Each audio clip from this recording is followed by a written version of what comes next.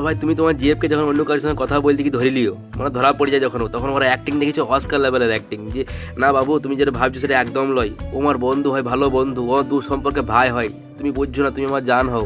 তারপর তোমার জিএফ যখন দেখলে যে কিছু করে যাকে বোঝানো যাচ্ছে না, তখন ও ব্রহ্মাস্ত্র মারবে। এই খুব খারাপ মেয়ে বলো আমি।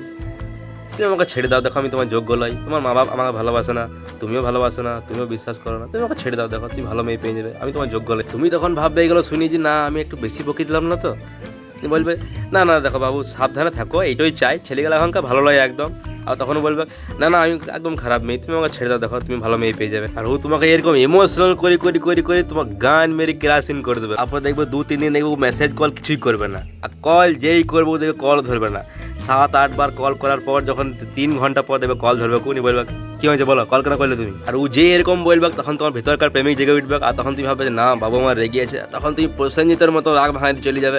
আর যেই দেখলে বাবু তুমি রাগ ভাঙাইছো, তেমনি ও ফোনটা সঙ্গে সঙ্গে আবার কেটে দেবে। তারপর তুমি রাগ ভাঙাবে আর কল কাটবে, রাগ ভাঙাবে আর কল কাটবে, নি লাস্টে তুমি অরিজিৎ সিং এর স্যাড স্ট্যাটাস দেবে হোয়াটসঅ্যাপে রাগ ভাঙানোর জন্য।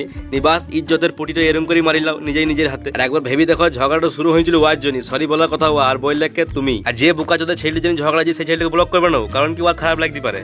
আর তোমাকে ব্লক করে দেবে, তোমার নাম্বার ডিলিট করে দেবে, কারণ কি তুমি কি ভাবলে বা যায় আসে না, আমার বালটা ছিঁড়া যায়। বড় ভাই রিলেশনে থাকবে তো ইজ্জতের সঙ্গে থাকো, সিঙ্গেল থাকো, সতর্ক থাকো, আর না থাকবে তো কাইনটা মারা বালটো।